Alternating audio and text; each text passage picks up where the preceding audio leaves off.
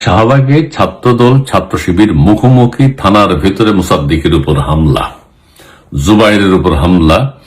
কি কারণে এই ঘটনাটি ঘটেছে সেটা একটু বলি। সেটা হচ্ছে গুপ্ত নিয়ে ক্যাম্পাসে কয়েকদিন যাবত একটা ঘটনা ঘটছে। শিবির মাইন্ড করেছে গুপ্ত বলাতে।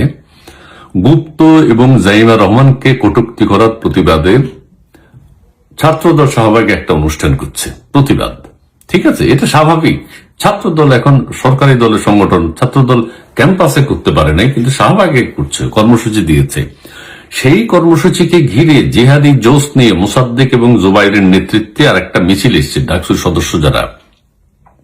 ঠিক আছে, সেখানে তখন উত্তপ্ত পরিস্থিতি তৈরি হয়েছে এবং ছাত্রদল ছাত্র শিবির মুখোমুখি হয়েছে। কি হয়েছে ঘটনাটি আমি পুরোটা আপনাদেরকে বলবো। জুবাইর এবং মোসাদ্দেকের উপর হামলা কিন্তু খুব একটা বেশি হয়নি, আঘাত করতে পারেনি, কারণ থানার ভিতরে তারা ঢুকে গেছে, আত্মরক্ষা করেছে। থানার ভিতরেও কিছু কিল ঘুষি চলেছে, কিন্তু তারা বেশি আহত হয়নি। আমি আমার হেডলাইনটা আপনাদের সাথে একটু শেয়ার করি। শাহবাগে ছাত্রদল ছাত্র শিবির মুখোমুখি, থানার ভিতরে মোসাদ্দিকের উপর হামলা। এটা কালের কণ্ঠ থেকে পড়ছি। শাহবাগ থানায় ছাত্রদল ছাত্র শিবিরের উপরে ধাওয়া পাল্টা ধাওয়া হয়েছে। এক পর্যায়ে থানার ভেতরে ঢুকে ঢাকা বিশ্ববিদ্যালয় কেন্দ্রীয় ছাত্র সংসদ ডাকসুর সাহিত্য ও সাংস্কৃতিক বিষয়ক সম্পাদক মোসাদ্দিকের উপর হামলার ঘটনা ঘটে। মোসাদ্দিক মিন ইউরেনিয়াম মুসাদ্দিক, আমার উচ্চারণ হচ্ছে না। থানার ভেতরে ডাকসুর আরেক নেতা এবি জুবাইরও আটকা পড়েছেন। জুবাইর চিনেছেন, ওই যে শিক্ষকদের লাঞ্ছনাকারী হিসেবে পরিচিত। ক্যাম্পাসে গুপ্ত রাজনীতি ও জাইমা রহমানকে কটূক্তির প্রতিবাদে সন্ধ্যায় শাহবাগে অবস্থান নেন ছাত্র দলের কর্মীরা। অত্যন্ত স্বাভাবিক, ছাত্রদল কিন্তু তাদের আহামরি কোনো ভূমিকা দেখায়নি। গত 2 মাস হয়ে গেছে সরকার ক্ষমতা এসছে, কিন্তু তারা ক্যাম্পাসও যায়নি। চট্টগ্রাম ক্যাম্পাস, ঢাকা বিশ্ববিদ্যালয় ক্যাম্পাস তারা দখল করেনি। এখনো তারা শান্ত ভদ্রতার পরিচয় দিচ্ছে। কিন্তু শিবির যেভাবে উত্তক্ত আচরণ করে, তারেক রহমানকে নিয়ে যেভাবে কথা বলে, তিনি এখন প্রধানমন্ত্রী, তাকে নিয়ে যেভাবে কথা বলে, সেইভাবে ছাত্রদল কিন্তু তাদের অত প্রতিবাদী হচ্ছে না। কিন্তু একটা কর্মসূচি তারা পালন করেছে আজকে শাহবাগে। সেখানে ডাকসুর ওই সদস্যরা জিহাদি জোশ নিয়ে এসছে, যে দেখিয়ে দিব। এক পর্যায়ে এবি জুবাইর ও মোসাদ্দিকের নেতৃত্বে ছাত্র শিবিরের কর্মীরা ঘটনাস্থলে গেলে, চিন্তা করেন কি সাহস, 2 পক্ষের মধ্যে ধাওয়া পাল্টা ধাওয়া হয়। হামলার মুখে থানার ভেতরে আশ্রয় নেন ডাকসু নেতা মোসাদ্দিক এবং জুবাইর। ডাকসুর শিবির প্যানেলের প্রার্থী তারাও এসছে, মানে শিবিরের যারা সমর্থক রয়েছে তারা এসছে মিছিল সহকারে। এর আগে বুধবার ডাকসু নেতা মুসাদ্দিক ছাত্রদল নেতার বিরুদ্ধে হেনস্থা হুমকির অভিযোগ দেওয়ার পর আগে অন্যান্য ঘটনা ঘটেছে, সেদিকে আমি যাব না। ঘটনা হচ্ছে এখন ওই যে মুসাদ্দিকের উপর একবার ছাত্রদল চড়াও হয়েছে গত পরশুদিন সম্ভবত, সেটা আপনারা জানেন। তার প্রতিবাদ আবার সে জানিয়েছে। ছাত্রদল যেহেতু শাহবাগে একটা কর্মসূচি করছে, তোমরা ডাকসু ভবনের সামনে আরেকটা কর্মসূচি করো। তোমরা শাহবাগে আসলে কেন? আবার ছাত্র শিবিররা কেন আসতে হবে এখানে? তো উত্তপ্ত পরিস্থিতি তৈরি হবে, তৈরি হওয়াটাই স্বাভাবিক, সেটাই হয়েছে। তবে আহামরি কোনো ঘটনা ঘটেনি, ধাওয়া পাল্টা ধাওয়া হয়েছে। দেখা যাক আগামী দিনগুলোতে কি দেখা যায়। তবে ছাত্র দল এখনো ধৈর্যের পরিচয় দিচ্ছে, সহনশীলতার পরিচয় দিচ্ছে। ক্যাম্পাস জোর করে দখল করেনি। ছাত্র শিবির যা দেখাচ্ছে সারা বাংলাদেশে, সে অনুযায়ী ছাত্রদল এখনো কোণঠাসা আমরা বলতে পারি। ধন্যবাদ। আলিরাজ তিনি লিখছেন, এই মন্তব্যটা সবচেয়ে মারাত্মক।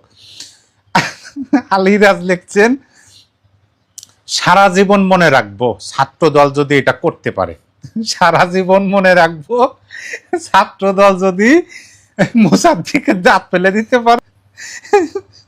একটা এই যে এমটি ওবায়দুল্লাহ তিনি লিখছেন,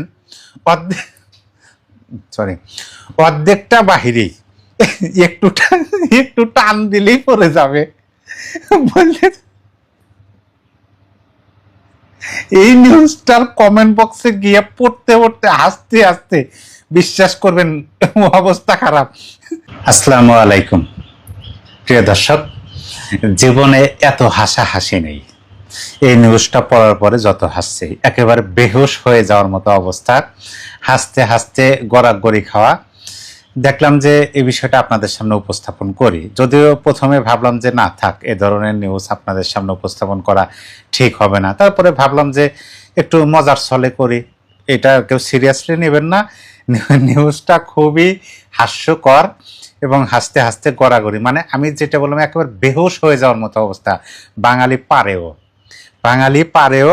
আর যে ব্যক্তি, এই তো মোসাদ্দিককে তো আপনারা চেনেন, ডাকসু নেতা মোসাদ্দিক, তাকে কে বা কাহারা কি বলছে সেই কথার পরিপ্রেক্ষিতে তিনি আবার সংবাদ সম্মেলন করছেন, মানে সাংবাদিকদের ডেকে নিয়ে এসে এই ধরনের কথা তিনি প্রকাশ করছেন। এখন সারা বাংলাদেশে হাসির রোল পড়ে গেছে, হাসতে হাসতে মানুষ এখন অজ্ঞান হয়ে যাওয়ার মতো অবস্থা। শিরোনামটা আপনাদেরকে বলে দেই প্রথমেই, আমি খুবই মজার ঘটনা। আজকে হচ্ছে 23 তারিখ, 23 এপ্রিল 2026। নিউজটা প্রকাশ হয়েছে 6টা 59 মিনিটে, মানে সকালে ভোরে। শিরোনাম হলো ডাকসু নেতা মোসাদ্দিককে দাঁত ফেলে দেওয়ার হুমকি। এটা হলো শিরোনাম। মানে ঘটনাটা আমি আমার মতো করে বলি, পত্রিকার ভাষায় না বলে। মানে এই মোসাদ্দিক যেতেছে, হঠাৎ করে একজনের সাথে ধাক্কা লাগছে। ধাক্কা লাগার পরে তো মোসাদ্দিক বুঝতেছে না তো কিরকম একেবারে দাতাল মানুষ। তিনি ঘুরে ওঠে, তুই কে, তোর এত বড় সাহস? হ্যাঁ, আমি কে তোরে বলতে হইব? আমারে বলতে হইব না? আমারে তুই চেনস? হ্যাঁ, কে তুই? আমি ডাকসু নেতা। তুই ডাকসু নেতা হয়েছিস, তাই কি হয়েছে? তোর মতো দাতালকে আমার পরিচয় দিতে হইব? মানে ওইখানেই আবার ছাত্র দলের মানে ভাইয়েরা উপস্থিত ছিল, তাদের সাথে একটু কথা কাটাকাটি হয়েছে। এখন বলতেছে যে ছাত্র দলে এটা করছে। এক পর্যায়ে যার সাথে ধাক্কা লাগছে, তুই কথা সাবধান মতো বলবি, তোর দাঁত কিন্তু ফেলে দিব। এই ধরনের কথাবার্তা কিন্তু সচরাচর হয়। কিন্তু আশ্চর্যজনক হলো যে মুসাদ্দিক সাংবাদিকদের ডেকে নিয়ে এসে তিনি বলছেন যে আমাকে দাঁত ফেলে দেওয়ার হুমকি দিছে ছাত্রদল। আমি কৌতূহলবশত একটু কমেন্ট পড়ার জন্য গেলাম, মানে এই নিউজের মন্তব্যের ঘরে গেলাম। গিয়ে দেখি ওরে বাপরে, মানুষ যেভাবে মন্তব্য করতেছে এবং যে কথাগুলো বলছে, ভাবলাম যে এটা আপনাদের সামনে যদি আমি উপস্থাপন না করি আমার ভালোই লাগবে না। এরকম একটা পরিস্থিতি, সবাই কিন্তু হাস্যরস হিসাবে নেবেন। আমি কিন্তু মোসাদ্দিককে ছোট করার জন্য না, আর এটা মোসাদ্দিকেরই দোষ। কারণ মোসাদ্দিকের কি দরকার ছিল? একজন তাকে দাঁত ফেলে দেওয়ার কথা বলছে, সাংবাদিকদের ডেকে নিয়ে এসে তার কি কথাগুলো সংবাদ সম্মেলন করা উচিত?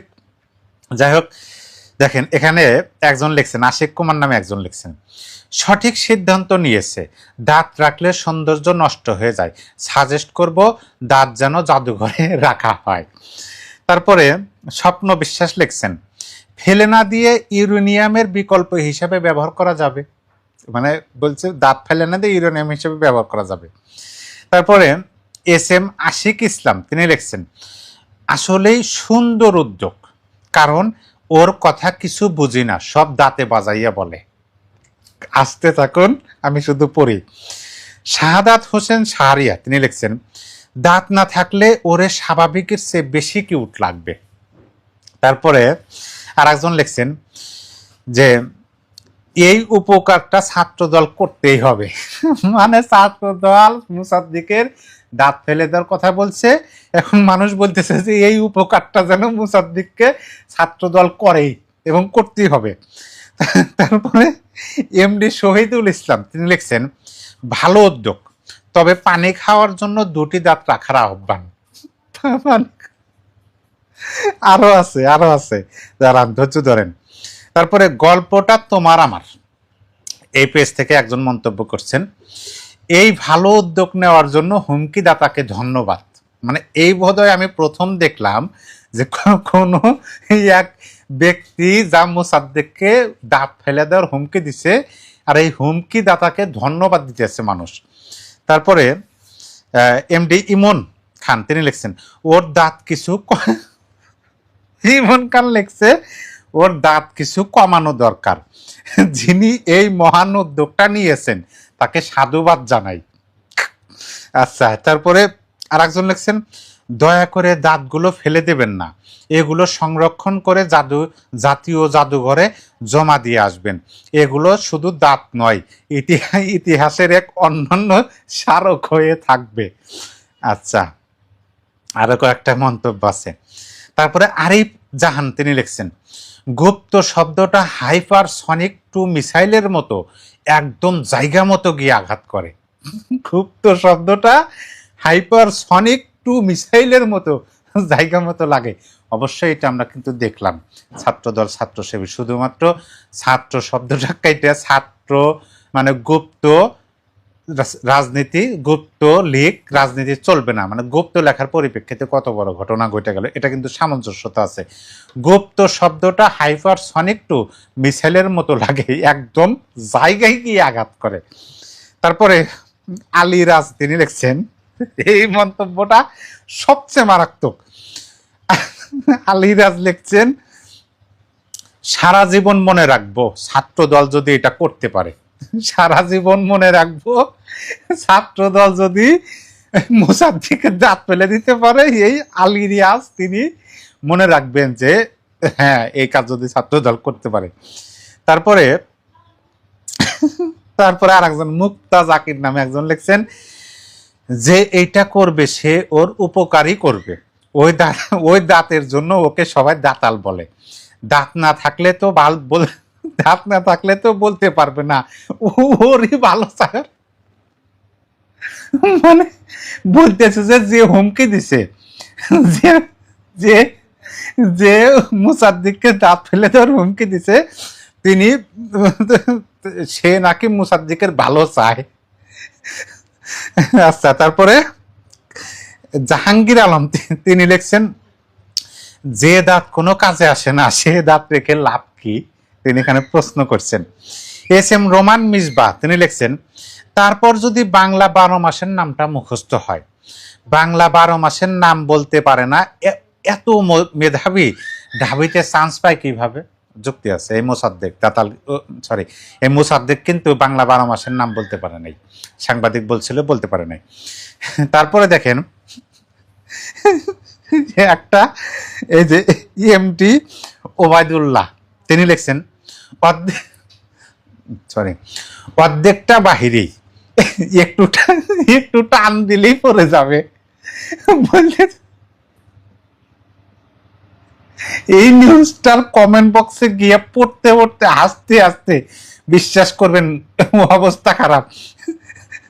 বলতেছে ওর দাঁত তো অর্ধেকটা বাইরেই আছে, হালকা টান দিলেই পড়ে যাবে, এই কথা বলতেছে। তারপরে মোহাম্মদ সজীব তিনি লিখছেন, তীব্র নিন্দা ও প্রতিবাদ জানাচ্ছি, দাঁত মানব মুখের অতি গুরুত্বপূর্ণ একটি অঙ্গ, এইভাবে দাঁত ফেলে দেবার হুমকি মোটেই কাম্য নয়। অতি দ্রুত ওনার রাজনৈতিক দাঁতগুলো সুরক্ষায় সরকারের যথাযথ ব্যবস্থা গ্রহণের অনুরোধ জানাচ্ছি। হ্যাঁ, আমরাও সরকারকে অনুরোধ জানাই যে আপনি অতি দ্রুত এই দাঁতাল মোসাদ্দেককে তার রাজনৈতিক দাঁতগুলো সুরক্ষার জন্য যথাযথ পদক্ষেপ গ্রহণ করুন। প্রিয় দর্শক, বিশ্বাস করেন, মানে আমার জীবনে আমি যতগুলো নিউজ পড়ছি, আমি তো আপনাদের সামনে বিভিন্ন নিউজ উপস্থাপন করি, মানে এই নিউজটা পড়ার পরে যে পরিমাণ হাসছি আমি, আমার জীবনে বোধহয় আমি ওরকম হাসাহাসি করি নাই। মানে এত সুন্দর সুন্দর মানুষ কমেন্ট করছে, আর সবচেয়ে মানে কি বলবো, এটা ব্যাকআপ বলবো না কি বলবো, এমনি সারা দেশের মানুষ, সে একটা রাজনৈতিক দলের নেতা মোসাদ্দেক, ডাকসু নেতা, তার প্রতিপক্ষ আছে, রাজনৈতিক প্রতিপক্ষ আছে, তাকে নিয়ে এমনি মানে আমি এটার ব্যঙ্গ করতেছি না, আল্লাহ পাক তাকে দিচ্ছেন, এরকম কি করা যাবে, ঠিক আছে। তিনি মাঝে মাঝে এমন কিছু বিস্ফোরক কথাবার্তা বলেন যে কথাবার্তাগুলো প্রকৃতপক্ষেই বলা উচিত না, তারপরেও তিনি বলেন, আচ্ছা ঠিক আছে, রাজনৈতিক বক্তব্য তিনি দেন, কিন্তু তার একজন দাঁত ফেলে দেওয়ার কথা বলছে, এমনি একটু তর্কাতর্কি হয়েছে, সেইটা আবার সংবাদ সম্মেলন করে সেটা সারা দেশব্যাপী ছড়িয়ে দেওয়া, এটা আপনি কি বলবেন, বেকুব বলবেন না অন্য কিছু বলবেন? প্রিয় দর্শক, অবশ্যই আপনিও আপনার মূল্যবান মতামত এই নিউজের পরিপ্রেক্ষিতে কমেন্ট বক্সে জানিয়ে দিবেন। এরকম নিউজ আর এরকম মন্তব্য যে কাউকে কেউ দাঁত ফেলে দেওয়ার হুমকি দিছে, মানুষ প্রতিবাদ করার পরিপ্রেক্ষিতে যিনি হুমকি দিচ্ছেন তাকে ধন্যবাদ জানাইতেছেন। কেউ কেউ বলতেছেন সারা জীবন মনে রাখবো ছাত্রদল যদি এই কাজটা করতে পারে। মানে এরকম নিউজ আপনার জীবনে আপনি শুনছেন কিনা? সবাই ভালো থাকবেন, আল্লাহ হাফেজ। মাঝে মাঝে হাসতে হয়।